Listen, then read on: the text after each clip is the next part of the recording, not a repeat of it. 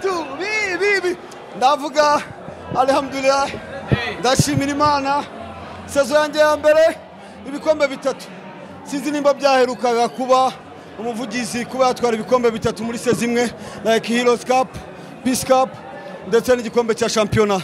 Kubwanjye rero ndashima Imana, ndashima famille yanjye especially mama bambaye hafi baransengeraga match yose twakinaga, yarambwiraga mwana wanjye humura ndi ku mavi muratsinda.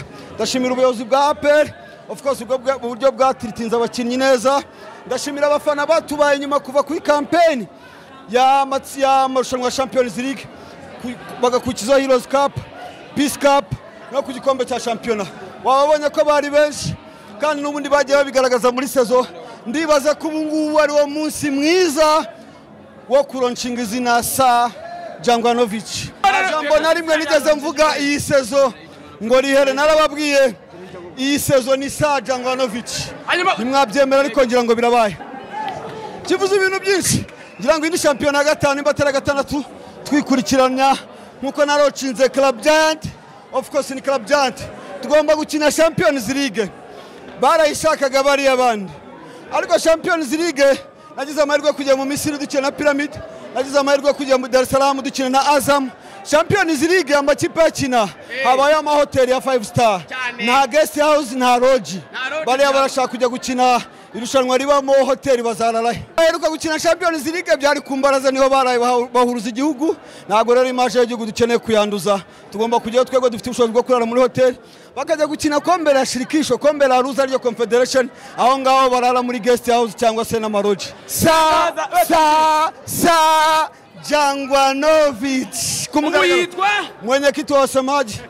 Ngira ngo ungwa mu ndege navuga ko ntagezanyemo ibintu, ngira ngo wenda by'ubukeba cyangwa iki, navuga ko ari wasiri ndari musigiye mwenyekiti wa Samaji. Ibyo byo byose zitanda mwituriza gutera imbere nawe agashaka undari kigiya, ariko ubu mwenyekiti wa Samaji byarangiye, ubu ni Sa Jangwanovic. Ngira ngo ndishimye nyiri umwana nagezaga nza kureba APR, ngira ngo Etoile yari gikinira ruguru kuri Birenga Stadium, none nje kwatwara igikombe n'umuvugizi.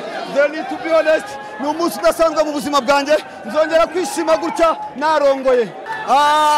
Na butumwa nabona namugenera nuko umwankuraje nawamenya sazitanga uko nakubwiye namusigiye mwenyekiti wa Samaji, wenda nawe azatera nambwe agera kuri Sa ashaka ko arisigira akomeza kotana gusa nuko namubwiye yuko ibintu by'intare ubonye wemera neza ko wabiriye yo warenze ishyamba mu gihe ukiri mu ishyamba utarabivuga. Naramubwiye ni wasiri urimo urarwanira utu etape twabazamuzi gutwara etape, ariko mayojone ndi kurwanira turu ni nkora breakaway nkikura mu gikundi nkagenda mbona finishing line nzaba ngiye. Narabimweretse naragiye rero, ngira ngo arimo ararwanira imyanya ko yakwigira imbere ndakareba ko namusha amasegonda makeya, ariko nagiye.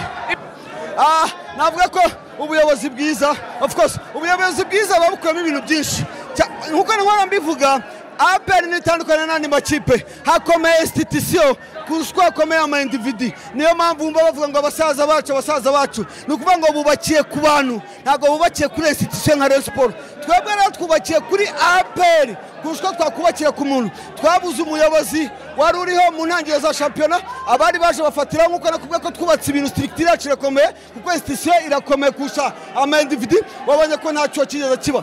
Twakoze recruitment mazari zikenewe muri ngira ngo muri Mercato ya Returu. Watara agije ibitego 12 muri championnat gusa, Omedi afite 5, Kiwanuka afite 1, ni ibitego hafi 20 mu gihe bo bongeyemo abakinnyi bane bakaba baraskorinze ibitego 4 gusa. Urumva difference.